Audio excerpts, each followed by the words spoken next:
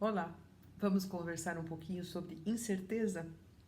Incerteza, o que seria? A falta de certeza, né? Um tipo de uma dúvida, não exatamente a dúvida, mas hesitação, uma indecisão, alguma coisa que não está precisa, que é imprecisa, né? Digamos assim. Então, a incerteza, ela é um obstáculo constante na vida de qualquer ser humano e em muitas situações ela acontece porque as circunstâncias que nós enfrentamos nem sempre nos deixam numa posição favorável. Sentimos, às vezes, aquela ansiedade de ter que resolver alguma coisa, de não ter a convicção de como resolveremos.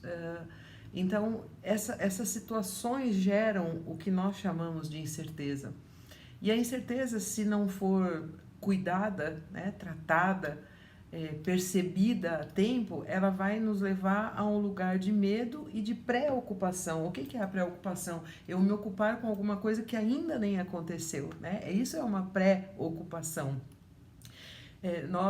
Ninguém sabe o minuto seguinte, ou assim, vou piscar os olhos agora e abrir, não sei o que vai acontecer, nem se vou abrir os meus olhos. Isso é para todo mundo.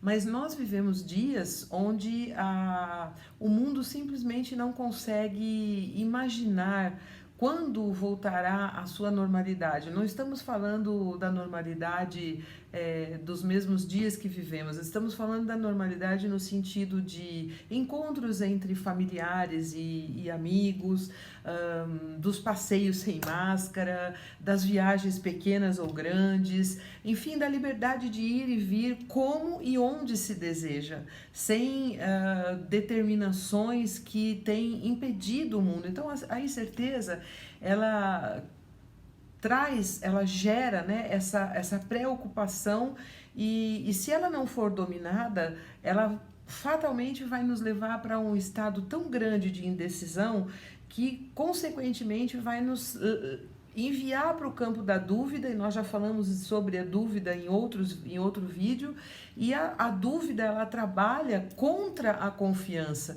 Vocês se lembram também, falamos sobre confiança aqui, que confiança é o significado original para a palavra fé. Ela na Bíblia foi traduzida como fé, mas no original fé é confiança.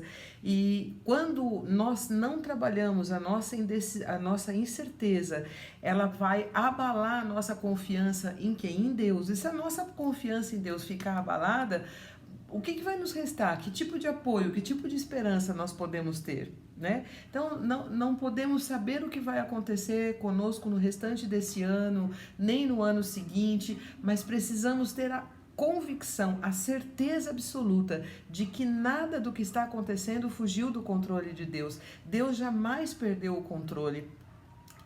Lá em Provérbios 20, 24, nós lemos assim: os passos do homem são dirigidos pelo Senhor. Como, pois, poderá o homem entender o seu caminho?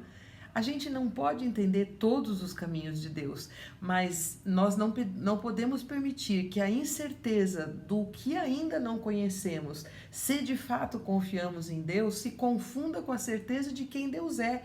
E Deus é aquele que permanece no perfeito controle de todas as coisas, é aquele que jamais falhou, é aquele que jamais falhará, é aquele que cuida dos seus filhos. Provérbios 3:5 diz: confie no Senhor de todo o seu coração e não se apoie em seu próprio entendimento. Então, aprenda a derramar o seu coração para Deus, converse com Deus sobre as suas inquietações, confesse para Ele a incerteza que tomou conta em algumas áreas da sua vida, em alguns dos seus dias, mas que você toma a decisão de confiar nele. E se você precisar de uma ajuda, vai lá no Salmo